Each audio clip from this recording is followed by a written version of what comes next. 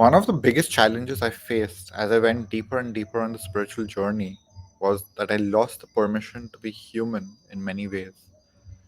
I had this association which came from a lot of things that I observed in the spiritual community, that I was learning from teachers and mentors and all the role models and leaders in the spiritual community. There was this strong narrative of how to be a right human, how to be a spiritual human. And without realizing it, it kept cutting away at many of the things that were my unique humanity, the things I enjoyed doing as a human, not as a spiritual being, not as a divine being, but just as a human, including eating certain things, including behaving in certain ways, liking certain things, having certain opinions. I felt like all of these things had been demonized in the spiritual community, and I had just taken them on because in some logic it made sense that, yeah, if I am spiritual, it's not okay to do these things. And it was something I had lost for such a long time, especially many of the things relating to masculinity.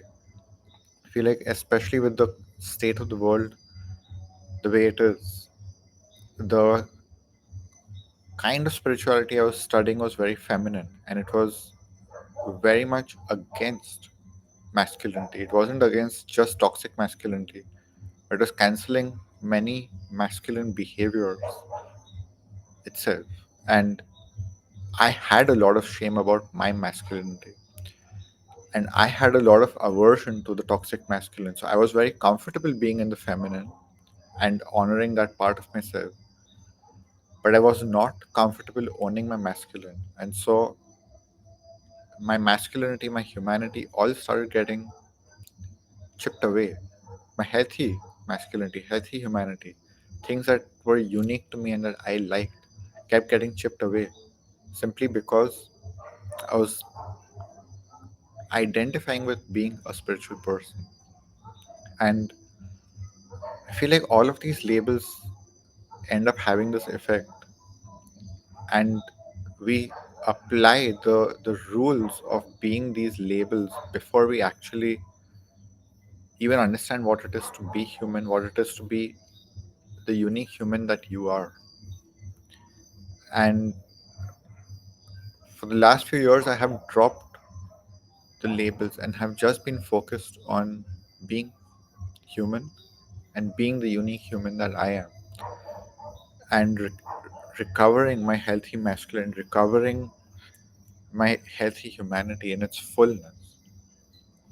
And recently, what that has meant is to to accept and uh, embrace my love for video games. It's something I was addicted to heavily up until the age of 16, 17, and I did stop because it was not something I could control, not something that was healthy for me, not something that also encouraged very healthy behaviors. It made me very aggressive, it made me very competitive, and it was not really fun unless you were a very competitive person. Because, like, I remember when I moved to Brazil initially, there were a few people I used to play games with, and I would play to win because that was the only thing I had learned my whole life is if you're playing to win.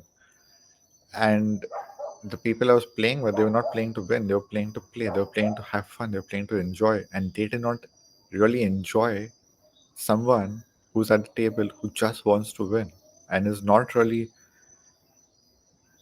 being in the social aspect of it. It was very individual. Like, yeah, I'm here to win. For me, the fun is in winning. Was in winning rather than playing. And seeing that behavior coming up again in not even in video games but in board games, it made me step back a bit and made me evaluate all of this. And In that, I started learning to play to enjoy, to play to have fun. And now that I have got the full balance and embraced playing video games again, like today I can actually play the video game with this duality of, yes, I want to win, but I'm also playing to have fun. I'm also playing to enjoy. And in that, the whole addictive behavior has dropped away. I've been playing for about 3 to 4 weeks now and have just been enjoying it so much. And I also get saturated. And when I've had enough fun, it's time to move on to something else. When it starts getting monotonous, when it starts getting boring or oversaturated, I can still move on. This was something I never had in the past. So for me, I am just personally so happy to have recovered my joy and fun in playing video games while also being in balance in so many different ways, including like just having fun playing something whether I'm winning or not, the social aspect of it, everything, and not being addicted to it, allowing it to just be the fun for what it is, and still feeling whole in myself before I play, after I play, doing whatever I'm doing. And for me, it's also a very important day because exactly 11 years ago today, 19th of July, is when I quit all my substance addictions. Overnight, uh, I had an ayahuasca journey on the 19th of July 2014, in which I don't even know what happened, but the next day I woke up and I just didn't want to smoke anymore. And before that, I had been smoking 30 to 40 cigarettes a day, smoking 8 to 10 joints a day, 6 to 7 whiskeys whenever I would drink, which would be probably 3 to 4 times a week. And whatever I would be doing excessively. I'd be working anywhere between 16 to 30 hours at a stretch, eating a lot of food, overeating, no control. Everything was in an extreme. And after that experience, everything just changed. When I went back to the US, I was not using any substances. I was waking up and sleeping at healthy hours. I was not overworking. I was enjoying nature. Everything just changed on that night, on this night, 11 years ago. So for me, this is a very special day. And today is especially when I felt I was truly reconnecting to the joy of video gaming at a whole new level. And it all just feels like it's come full circle, leaving behind addiction, but reconnecting to the things that actually give me joy and are fun. And I've had the same relationship with chocolates and with food. With chocolates especially, I used to be overeating sugar and chocolates. I had no limit. There was no such thing as too sweet. And I stopped eating chocolates for 2 years. I think it was in 2018, 2019, something like that. For 2 years, 1.5, 2 years, I just stopped eating chocolates completely. And just before I did that, I had said something as far as extreme as, if I'm not eating chocolate, what's the point to live? I loved it so much, but I did not love it in a healthy way. I was also addicted to it. And when I came back to it after 2 years, I could actually appreciate it. There was such a thing as too sweet. There was such a thing as too much. And I could just enjoy chocolates for what they were.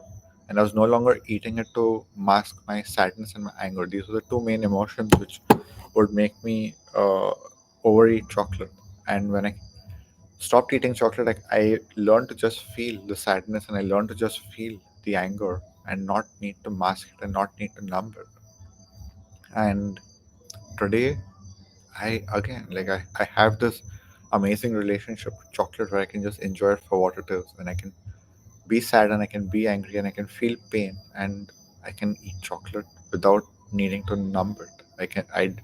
I have also, it's not a rule exactly, but it is just the alignment that I I tend to only eat chocolate when I'm happy, when I'm feeling good, and it just amplifies me. So it went to the opposite of what it used to be. It went from something that was numbing me and taking away the pain and sadness and anger to something that amplifies the joy. When I'm happy, I become happier. So it's not something to take me out of negativity, but it does amplify my happiness. It's just like when I'm happy and I eat chocolate, it's just it's so good. I love it so much. So that's it. That's today for me really is marking a day once again to be fully human, to be fully connected, to have the permission to just really be myself and love what I do, even if I am a spiritual teacher, even if I'm a spiritual master, I can still be someone who also loves eating chocolate, loves eating pizza, loves playing video games. For me, that is the the fullness of who I am. That's the kind of spiritual master I am, and I hope that this gives permission to anyone who considers themselves spiritual to really own and embrace your uniqueness and not become another carbon copy of all the spiritual people. Like don't you don't have to become that archetypal spiritual person who is doing everything so perfectly according to some standards which some people have set. And what is then the difference between the people who are living in the matrix and people who are living outside the matrix? If all the people outside the matrix are carbon copies of each other, that just becomes yet another matrix. For me, uniqueness is our freedom, and that is what it for me is true freedom, to be truly not outside of the matrix. So I do not consider anything as outside of the matrix, but it's to be a free agent within the matrix. That's how I see it. So that's it for today. That's my truth for today, day 52. I hope that this gave you something, and if it did, I would really appreciate if you dropped a like, if you dropped a comment, and if you feel inspired to share it with someone, I would really appreciate that too. That's it for today, and I will see you tomorrow for day 53.